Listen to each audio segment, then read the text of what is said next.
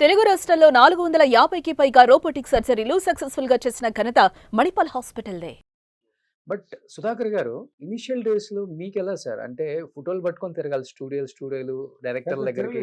Hotel చూసా ఎవరు మీకు ఎక్కువ హెల్ప్ చేసింది? ఎవరు మీ ఫ్యామిలీలో అంటే ఎవరని చెప్తారు? మా అన్నయ్య ఉమ్. మొత్తం ఇండస్ట్రీ తీసుకొచ్చింది ప్రతి విషయం కూడా మా అన్నయ్య చూసుకుంటాడు. ఉమ్. నన్ను ఫిల్మ్స్ లో జాయిన్ చేసి కూడా మా అన్నయ్య ఓకే.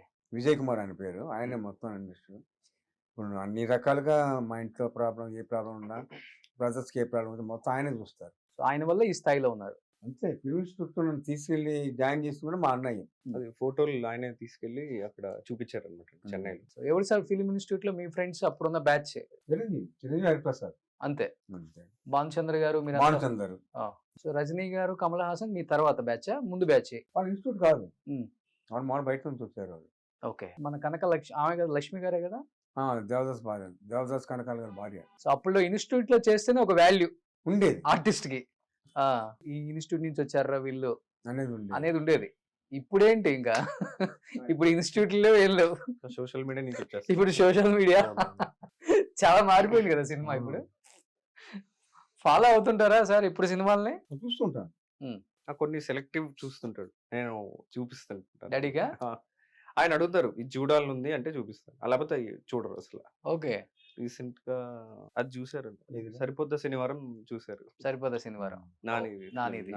పుష్ప చూసాను. పుష్ప 2 చూడలేదు. పుష్ప 1 చూసాను రా. 1 చూసాను. పుష్ప 1 చూసాను. చూడ నాన్నకే గుర్తుంది మీకన్నా.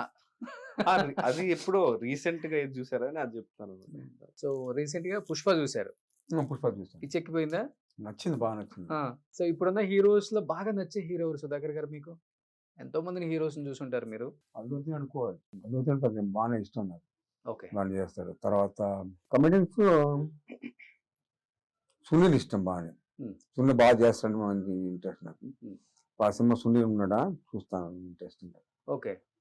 సో మీరు బాగా పీక్ లో ఉన్నప్పుడు ఎదుగుతున్న ఆర్టిస్టులు అని చెప్పుకోవచ్చు. అవును, తర్వాత కదా వచ్చింది, ఎన్నో ఇయర్స్ తర్వాత వచ్చారు వాళ్ళంతా. అవును.